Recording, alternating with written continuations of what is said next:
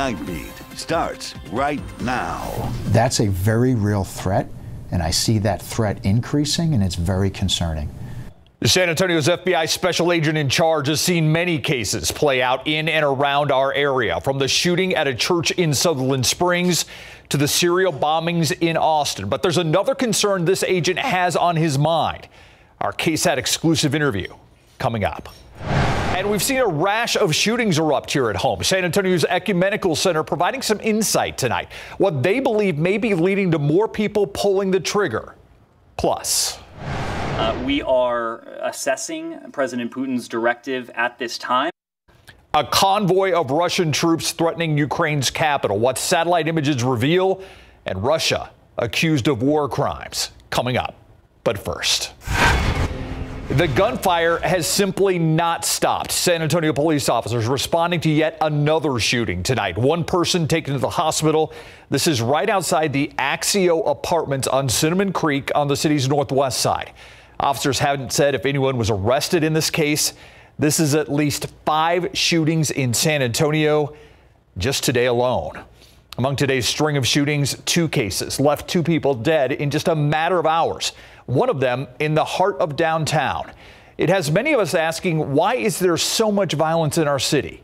The 9 Team's Lee Waldman spoke with a mental health professional about why we're seeing what we're seeing and ways we can cope. Shots ringing out at a downtown bus stop after an argument. San Antonio is getting worse, it's getting bad. One man shot in the head and upper torso on St. Mary Street. Somebody probably going to die because of an altercation. And somebody's real quick to pull out a gun to settle that. Tonight, the Bexar County medical examiner confirmed a death in the case. Hours later, a woman was killed outside of a North Side business on Inner Park Boulevard. A lot of the violence in this city is caused by altercations, arguments, road rage. Mary Beth Fisk, CEO of Ecumenical Center, says the increase in violence could be caused by compounding trauma and stress from 2 years of this pandemic. So often what we see with multiple traumas is people will turn to ways that they can express that trauma or let go of that concern. Across the U.S. throughout the pandemic, there's been an increase in violent crimes, specifically murders. According to Datalytics, there was a 5.7% increase in murders from 2020 to 2021. The FBI's Crime Data Explorer shows the Lone Star State has a higher rate of violent crime offenses by population compared to the U.S. as a whole. We've seen a marked increase in so many areas in our community that are so concerning. She explains it's not uncommon to have more feelings of irritability or anger, but it's important to address those feelings in a healthy way. Find ways that are relaxing to you and try to focus on those particular areas. Talking with someone, whether it's a mental health professional or someone you trust, also helps, regardless if you've been personally affected by the violence or are simply run down. It's very important that at this point you look for those lifelines that can support you through this difficult time. The Ecumenical Center where Fisk works is a nonprofit that has counselors available online and strategically placed throughout the city. She says while resources are available, they are scarce because of a huge increase in need, but assures everyone they are still there to help. We do have a link for you on our website. That's KSAT.com. Live at the Medical Center, Lee Waldman, KSAT 12 News. Thank you, Lee. A family left feeling frustrated tonight, frustrated with the fate of a man who took the life of their loved one. Police say this man, 36-year-old Greg Anthony Delgado, killed Luis Guerrero 2 years ago. Guerrero shot in the chest before he crashed his truck off Darby Boulevard near Highway 90. Investigators say Delgado then fired at officers before he was arrested. Today, a judge accepted a plea deal allowing Delgado to serve a maximum of 50 years in this case. Guerrero's family says more needs to be done. That actually made me angry, that he didn't show no kind of emotion. He seemed like unbothered. Delgado must serve at least half of his 25-year sentence before asking for parole. Now to the war in Ukraine. New satellite images show a convoy of Russian military vehicles and tanks stretching 40 miles from the center of Kyiv, much bigger than originally thought. The images come as we learn Russian forces have launched a massive attack on Ukraine's second largest city. The United Nations warning that up to 4 million refugees could try to escape Ukraine in the coming days and weeks. Russia's president has brought up the use of nuclear weapons. President Joe Biden has said there is still no concern of a nuclear war at the moment. Australia, meanwhile, reported to be providing Ukraine with $50 million worth of missiles, ammunition, and military hardware. ABC's Morgan Norwood tracking this developing story for us tonight. As the war in Ukraine escalates, Ukrainian President Volodymyr Zelensky is accusing Russia of targeting civilian areas, calling it clearly a war crime. With the casualties mounting, among them children, the International Criminal Court moving toward an investigation. It comes as ceasefire talks between Russian and Ukrainian delegations ended after 6 hours without a deal. Both sides say they'll meet again, but the U.S. State Department is voicing skepticism of whether Russia truly wants diplomacy. In order for it to bear fruit, it needed to take place in the context of de-escalation. And as Ukrainians continue to slow the Russian advance, there are worsening fears that Putin will intensify the attacks. This Ukrainian train station swarmed with people, mostly women and children.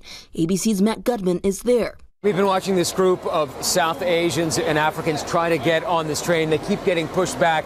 They're told only women and children, told to wait their turn, but they've been here for days.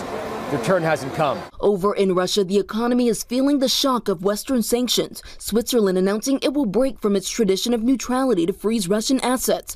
And the U.S. now targeting Russia's central bank. People waiting in long lines at some banks and ATMs. President Putin remaining defiant, calling the West an empire of lies. The White House saying today it will not back down. The sanctions are punishing so that they will inflict significant consequences and change the outcome at the end of the day and de-escalate at the end of the day. Morgan Norwood, ABC News, Los Angeles. Let's move to the election that we have tomorrow. The partisan gap appears to be closing when it comes to early voting in the primary, at least in Bexar County. Take a look. There were only about 3,000 votes difference between Republicans and Democrats. Again, this is just early voting. That's compared to the last midterm in 2018, where Republicans were 10,000 votes behind Democrats during, again, the early voting process. And while the margin is narrowed, the total number of early votes less than what the Bexar County Elections Office anticipated. Elections Administrator Jackie Callanan says the weather may have impacted turnout. Those last couple of days of early voting were again chilly and damp, and so I think the weather has a lot to do with it. Tomorrow should be a beautiful day. And with that in mind, more voters will certainly hit the polls on Election Day. We have a list of locations online at KSAT.com. Remember, VIA will offer free rides to polling locations. All you need is your voter registration card. And by the way, don't forget, we're going to be online following these races when the polls close at 7 tomorrow, all part of our series, The Breakdown with Steph and Steve. It's our election night special. We're going to bring you the results as they roll in, lots of numbers. We're going to speak live with major candidates and have our power panel of election analysts on hand. It starts tomorrow at 7 p.m. on KSAT.com, all of our streaming devices and social media and apps. Then tune in to the Nightbeat for the latest results. The race for governor, one of several big headlines on election night. Governor Greg Abbott hoping to stave off a number of challengers and win his party's nomination without a runoff. He stopped in San Antonio ahead of Election Day. I know we're in South San Antonio, we're in Bexar County, but San Antonio has trademarked, of course, Military City, USA, for a very good reason. San Antonio also a familiar stop in Beto O'Rourke's campaign, who's hoping to win the Democratic nomination. Tomorrow he plans to visit El Paso and Fort Worth. Governor Abbott expected in Corpus Christi.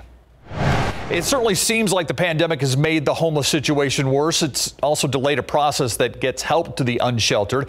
Tomorrow, hundreds of volunteers will help with this year's Homeless Point in Time count. It is on this year. The South Alamo Regional Alliance for the Homeless, or SARA, will try and speak with a number of the homeless across Bexar County. That data collected will be released at the end of May. It'll also help with federal funding. Haven for Hope will transport people to their shelter if needed. And for 2 years, the pandemic put the Cesar E. Chavez March on hold. Well, this year, the March for Justice will take place in San Antonio, not only to honor the civil rights leader and speak about the challenges in our community, but also to help give back to the community. So we're also making it a day of service by making sure that we give back to the community. So we're partnering with the San Antonio Food Bank in the Yes We Can campaign. That campaign will collect canned food for the food bank. The march will take place on March 26th. The city will also recognize March 31st as a city holiday in honor of Chavez. That's also the start of Fiesta, by the way. And that's a look at your Nightbeat News Flash. We had a chilly start to the day today. I mean, temperature a little below freezing. Sunrise about 31 degrees then this afternoon. We made up some ground, make it up to 68, but both below our averages of 48 and 70. We topped out at 71 Del Rio, Pleasanton, Hondo made it to 70. I think all of us will make it up to 70 degrees tomorrow afternoon, but it's going to be another cool start to the day. Low to mid 30s to start your Tuesday. Mostly clear. Temperatures rebounding quickly. We'll talk about the rest of the week, how much temperatures warm up, and even a little bit of dampness that's headed our way. Steve. Thank you, Adam. Well, as he wrapped up his last days as FBI special agent in charge for San Antonio's division, Christopher Combs reflects on his proudest moments and the increasing threat he's most concerned about. Don't miss the exclusive interview. It's next on the Nightbeat.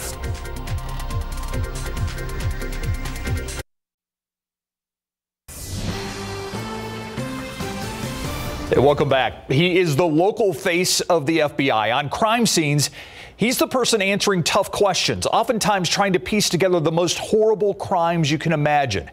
Today, officially Special Agent in Charge Christopher Combs' last day. He's retiring. We sat down and talked about everything from Sutherland Springs to the emotional toll of the job in this KSAT exclusive. The minute I got here, I realized I'm never leaving. Direct and to the point, an FBI agent through and through. But Christopher Combs is also very candid about the on-the-job events that shaped him professionally and personally. I think the biggest event in my career was being at the Pentagon on 9/11, 6 minutes after that plane hit. And Combs leaves as the longest-serving special agent. 8 years in San Antonio, 26 with the FBI. He's a New York native who'd never been here before he was transferred to the FBI's sprawling San Antonio district. A district that runs from Brownsville along the border, then north through San Antonio, Austin, and Waco.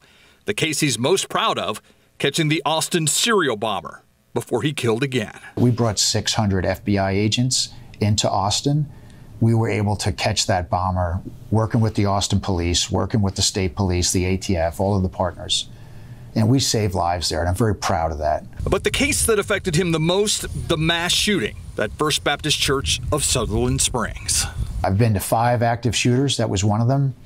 That was the worst thing I've ever been involved with. Obviously, you had a job to do, but it's got to be hard to divorce your personal feelings from the job that you had to do walking into that church that day. It's hard, and you know, we don't really divorce ourselves. I think that's what people believe, but, you know, FBI agents are just people, right? And that horror affected us greatly. It affects me to this day. It affects my people to this day. As for current threats, there's one that stands out to Agent Combs. Ongoing threats to the Jewish community, like the synagogue attack in Dallas. Our domestic terrorism squad here and in Austin is very dedicated to looking at that threat and to making sure that we're ahead of it, that we're identifying the people that are threatening the Jewish community. A concern he says he will carry with him long after he leaves. But along with that concern, a faith in the Bureau that he says is in good hands. I believe in this job. I've served God, and that was my calling. And, you know, I'm happy to walk out after 26 years at a great career, at a great FBI, in a great city. I really am. A job well done. Our conversation also hit on several other topics, like some of the changes the FBI's experienced during his career. Also, some of the things he thinks need to be done to bring the crime rate down. You can watch the entire interview online at KSAT.com. All you have to do is click on this story. We wish him well as he transitions to the private sector. Right. And doesn't have to deal with, you know, pesky media reporters. All right, it's 48 degrees out there. Beautiful night. What a great Monday this was. Yeah, it really was a beautiful Monday. As I showed you earlier, a little light freeze earlier today, then we warmed up nicely well into the 60s. And as we go forward this week, we're not going to have the big cool down like we had last week. A cool night, yes, but then warm afternoon tomorrow. Morning temperatures will be on the rise, and even afternoons, I mean, right near 80 degrees by Saturday. But we will have some dampness to talk about, some fogginess and morning mist and drizzle. But that's a result of these morning temperatures getting higher throughout the week. By Wednesday and Thursday, morning readings well into the 40s. By Friday, we're well into the 50s. For those early morning temperatures. So morning lows will definitely be on the rise. And that's important here. I want to take a look at this. Our average last freeze in San Antonio is February 24th. We're obviously past that right now, but that doesn't mean that we can't necessarily get a freeze through March. I mean, the latest freeze we have on record is April 3rd. That was back in 1987. But you look at the Hill Country, very different situation. Ranges from March 18th to March 28th for the average last freeze. Let's talk temperatures right now across the state, 40s and 50s. That's basically what we have everywhere. 48 New Braunfels, 51 Pleasanton, and even 40 in Hondo, 53 in Cotulla. Not everybody cooling down at the same rate. Beeville right now, 38. Tomorrow morning, this is what we're expecting. Clear sky, right near freezing in many outlying areas. I mean, we're talking about 31 Uvalde, Kerrville, Fredericksburg at 32, but low to mid 30s in and around San Antonio. So Timberwood Park 33, Von Army 34, Lavernia, Elmendorf about 33. So jacket weather in the morning. By the afternoon, short sleeves, A-OK, and you'll need your sunglasses again. Right up near 70, but Elmendorf about 73 and Leon Springs 69. Notice these afternoon temperatures staying in the 70s through Friday. Saturday, we bump up to 80 degrees. Then it does look like there's a potential for a cold front to hit us at some point this time next week. Doesn't necessarily mean it's going to be a strong cold front, but it could just reset our temperatures a little bit. Until then, until this time next week, no real cold front moving into town. Actually, one change that you'll notice is going to be in the dew points and the humidity. Dew points not bad right now, right near 20 degrees. So dry air in place. That gradually changes. We get a stronger wind off the Gulf of Mexico later this week. Notice these dew points on the rise. Friday, Saturday, Sunday, dew points well into the 50s, even low 60s. That increase in humidity and mugginess is likely to lead to some morning dampness, a return to the morning fog, drizzle, and just overall kind of gloominess and nuisance morning moisture Thursday all the way through the weekend. Quiet here, just some clouds in North Texas, some mid and high clouds streaming overhead. That's out ahead of a very weak upper disturbance over Southern California. The main factor that we're watching right now that would be upstream isn't going to hit us, but it's this atmospheric river coming on shore over the Pacific and hitting the Pacific Northwest, Oregon and Washington. That atmospheric river, a big plume of moisture that then translates to heavy precipitation. We could use a bit of moisture now, but unfortunately, just some fog and morning drizzle by Thursday. Tomorrow, a lot of sunshine, 37 in the morning. By the afternoon, low 70s, not much of a breeze. Slight chance, 20% of maybe a few real showers by Sunday, Monday. Still a pretty good looking forecast when it looks at those temperatures there. Thank you, Adam. All right. The road trip ends, but it's not exactly the way the Spurs would have won. Yeah, I'll tell you what, they gave a great effort, but Ja Morant had the game of his life tonight. I mean, he could not be stopped. When we come back, we're talking about the road trip ending in Memphis tonight, so the Spurs finish up 4-4, but this shot nobody makes. How did he do that? And guess what? 0.4 on the clock. And Cougars are headed to the state high school basketball tournament. Coming up. All right, San Antonio Spurs wrap up their radio road trip tonight in Memphis with another chance to make history for head coach Greg Popovich, who was one win away from tying Don Nelson for most victories in NBA history. The Spurs get off to another quick start. Doug McDermott drills a 3-ball to put San Antonio up 15-9. But the Grizz take control. Steven Adams gets the ball in the paint, finishes with the slam. Memphis leads 42-34 after 1 second quarter now. DeJounte Murray keeps the Spurs in this game, spinning and hitting this jumper that makes it a 2-point game. Spurs down 54-52. But Memphis ends the quarter on fire. After Murray hits this free throw, Adams chucks it all the way down court. Ja Morant somehow hits his shot with 0.4 of a second on the clock. Take a look at that again, rubbing salt in the wound. The clock, reminding Spurs fans of Derek Fisher's infamous shot from the 2004 playoffs. Spurs head into halftime trailing 68-58. Fast forward to the fourth quarter. Spurs still managing to keep pace. Jakob Poeltl finds Lonnie Walker the fourth for the lay-in. Walker scored a team-high 22 points off the bench, but there was no stopping Morant. Tonight he set a Grizzlies franchise record with 52 points. Memphis beats the Spurs 118-105. Tonight I was disappointed because we gave up 42 in the first quarter. So mentally weren't there. Was it 3 games in 4 nights, and the last 2 that were pretty much drained them? Probably a little bit, but I don't care. They can't have that excuse. But the start of the game was really poor. And we got back in it, like they always do. It was a 4-point game, and then the game went away from us after that. So they hung in and gave it everything they did. All right, here is the matchup next up for the Spurs. They come home to host Sacramento on Thursday. Pro football coverage, powered by Davis Law Firm. For the first time since a near $2.5 million settlement was revealed for 4 Dallas Cowboy cheerleaders, team owner Jerry Jones is talking. This is the first time Jones has spoken about the incident in 2015 that involved Cowboys Executive Vice President for Communications and Public Relations Rich Dalrymple, who abruptly retired earlier this month. Dalrymple was accused of entering a room where 4 cheerleaders were changing during the Cowboys kickoff luncheon that year, and one of the cheerleaders identified Dalrymple as holding his cell phone pointed in their direction, standing behind a barrier. Earlier that year, Dalrymple was accused by a fan watching a live stream of the Cowboys draft day war room of taking upskirt photos of Charlotte Jones Anderson, the daughter of Cowboys owner Jerry Jones, which he denied. Here's what Jones told a Dallas television station KSAT. In part, we took these allegations very seriously. We immediately began to look-see an investigation into the situation. I can assure you that had we found that need be, there would have to be firings or there have to be suspensions, as it turns out, in the best interest of our cheerleaders and the best interest of the organization, in the best interest of our fans. What we decided to do was show the cheerleaders how seriously we took these allegations when we wanted them to know that we were serious, and so the settlement was the way to go. Grambling State head coach Hugh Jackson's decision to hire Art Browse as his offensive coordinator has already been reversed. Jackson, the former head coach of the Cleveland Browns, took over at Grambling State in December and tried giving Browse a second chance in college football, but since the announcement of Browse hiring, the school has come under heavy criticism. This is supposed to be Browse's first job in college football since he was fired by Baylor in 2016 following an independent investigation into numerous sexual assault allegations against the Baylor football program. But ESPN's Pete Thamel broke the news this afternoon that Browse was officially out. ESPN obtained a statement from Browse. Here's what it says in part. In the resignation letter, unfortunately, I feel my continued presence will be a distraction to you and your team, which is the last thing I want. I have the utmost respect for the university and your players. The Clark Cougars headed to the Girls State High School basketball tournament in the Alamo Dome. Next.